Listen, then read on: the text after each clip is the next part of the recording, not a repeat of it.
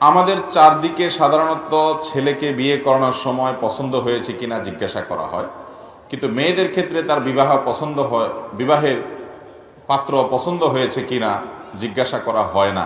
সেক্ষেত্রে তাদের পিতামাতার করণীয় কি? এটা তো খুবই গর্হিত কথা। বিয়ের ক্ষেত্রে ছেলে মেয়ে উভয়েরই কি আছে? মতামতের মূল্য আছে।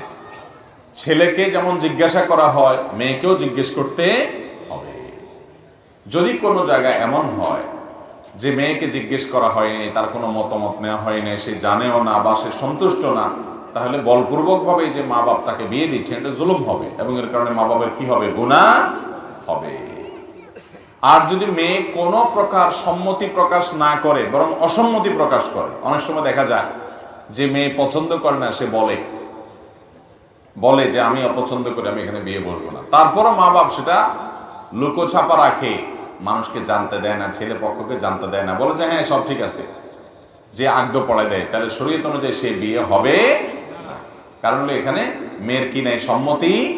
ছেলে মেয়ের সম্মতি না থাকলে সে বিয়ে বিশুদ্ধ হবে না, বিশুদ্ধ হবে না। আল্লাহ তাআলা আমাদেরকে এসব বিষয়গুলোকে বুঝে বুঝে চলার তৌফিক দান করুন।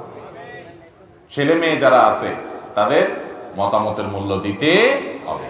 হ্যাঁ, কোনো মেয়ে সে জানে বিয়ের প্রস্তুতি চলছে, আলাপ সালাপ চলছে, অমুকের সাথে বিয়ে হবে, তমুকের সাথে বিয়ে হবে, সে জানে, কিন্তু সে এই বিষয়ে কোনো নেগেটিভ মন্তব্য করে নাই, চুপচাপ আছে।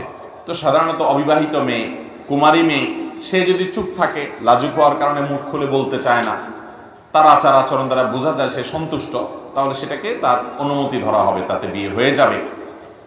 কিন্তু যদি সে তার আচার আচরণ দ্বারা অসন্তুষ্টি প্রকাশ করে, তাহলে সেক্ষেত্রে সেখানে জোরপূর্বক বিয়ে দিলে সেই বিয়ে হবে না। এটা সাবধান। অতএব মেয়েদেরকেও বাবা মা তাদের অনুমতি, তাদের মতামতের মূল্যায়ন দিতে হবে, যে মা তুমি রাজি কিনা, এই অবস্থা আমরা এই দেখেছি, নিজেরা না পারলে অন্য কাউকে দিয়ে বলাবে, তার সম্মতি নিতে হবে।